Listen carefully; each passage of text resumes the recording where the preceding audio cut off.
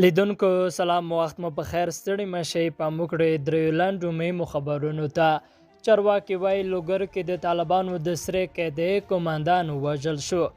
د لوګر چارواکي د طالبانو د سرې قیدۍ کماندان او د ملي اردو د دریو سرتیرو د وژل کېدو خبر ورکړ. د لوګر د امنیت قماندانۍ په یوې خبرپاڼه کې راغلي عبدالحمید چې په حماسي مشهور و له خپلو څلورو نورو ملګرو سره تېره شپه ووژل شو. د اعلامیې له مخې دغه وسلوالو د لوګر په باریکه بارک ولسوالۍ کې د افغان ځواکونو پر پوستو بریدونه وکړل او د متقابلو نښتو سره مخامخ شول.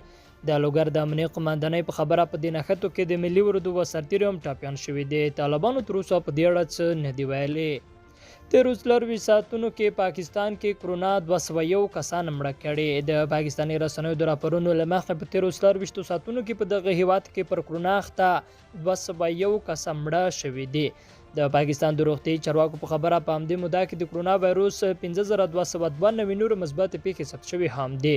د چارواکو د معلوماتو له مخې په دغه هیواد کې تر اوسه له کرونا د مړه شویو کسانو ټول شمېر 11503 ته رسېدلی دی. دوی وایي چې دغه راز پر کرونا د اخته 119 کسانو روغتیايي وضعیت د اندېښنې وړ دی.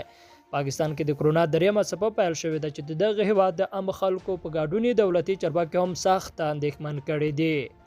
او د چین نړیواله راډیو وایي په افغانستان کې د امریکا 100 کلنه جګړه ناکامه شوې. په افغانستان کې د غوڅ ملاتړ ماموریت قماندان جان راس کټمیلر چې امریکا او ناټو د افغانستان له مختلفو اډو څخه د خپلو پوځیانو د ایستلو کارونه پیل کړي دي، هغه ویلي چې د پلان له مخې به دوی د راتلونکي سپټمبر میاشتې د 14 نیټې له افغانستان څخه په بشپړه توګه ووځي. د چین نړیواله راډیو د موضوع ته په اشاره ویلي چې په افغانستان کې د امریکا او ناټو دغه 100 کلنه جګړه به پای ته رسیږي او تر شا به یو سخت ویجاړ شوی افغانستان پرېږدي. سرچینه کېږي 100 کاله مخه امریکا د ترهګرۍ ضد مبارزې په پلمه په افغانستان کې جګړه پیل کړه، خو له امله یې سخت بشري مصیبتونه رامنځته کړي دي. لیدونکو له ملته مننه، ښې چارې.